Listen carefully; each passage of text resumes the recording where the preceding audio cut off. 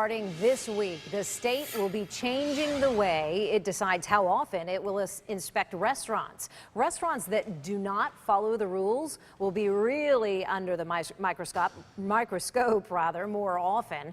Consumer watchdog Jen Strathman standing by with more on this change. Jen? Well, right now, restaurants are inspected twice a year in unannounced visits, but that may change for dirty restaurants.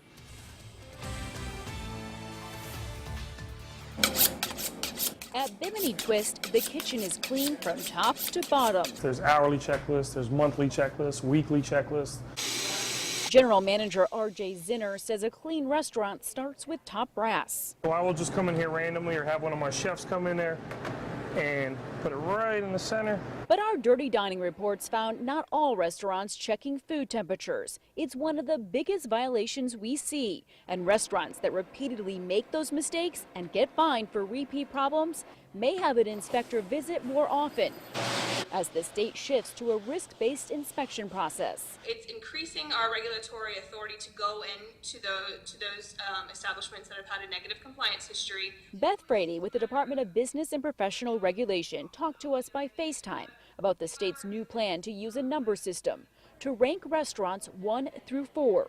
The higher the number, the bigger the risk and the more visits per year. And level 4 is if they've had a confirmed case of foodborne illness within the past fiscal year, they'll receive 4 unannounced inspections. A level 3 is a restaurant that repeatedly doesn't follow the rules. They may not necessarily lead to foodborne illness, but it could, if they've had a negative compliance history, it could show some potential issues, and so we want to keep a closer eye on them.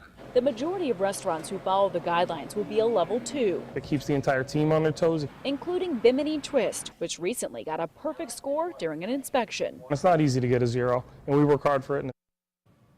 We are pushing the state to release the list of restaurants that are a level 3 and 4, but since the new risk-based system is just starting, the state says it's still updating the rankings, but will continue to follow this. I'm Consumer Watchdog Jen Strathman, fighting for you.